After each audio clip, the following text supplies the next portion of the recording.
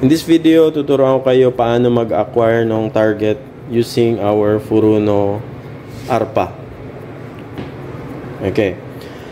The first thing you should do, set up your radar. So pag naka-set up na, maayos na yung gain and everything, then you can clearly see the targets. So meron kayong mga targets dito. So example, ito yung target na to, we will acquire this one. So anong gagamitin natin? We will press this special button and then yung cursor natin mag-change into this one. So pag na-change na si cursor, kung saan yung gusto nyong target, itutok nyo lang si cursor doon.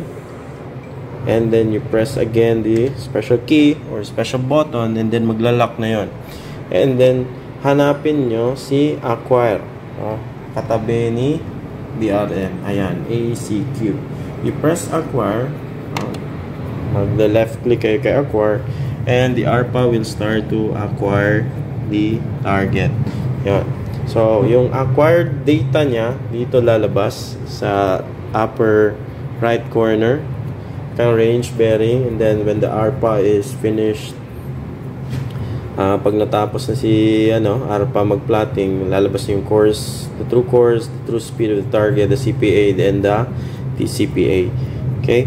Then, mag-acquire naman kayo, another target, right click or the special button. When the cursor changes, itutok nyo sa gusto nyo target, and then click again your special button, magla-lock siya.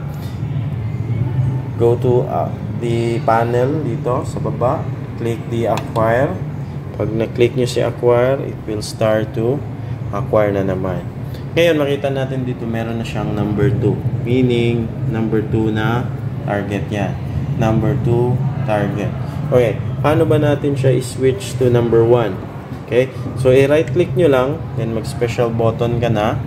Right click, special button ka. Tutok mo dito sa target number 1. Special button again. And then you click the target data here. Okay? So pagka-click mo si target data, lilipat na yan to 1. Okay? 1.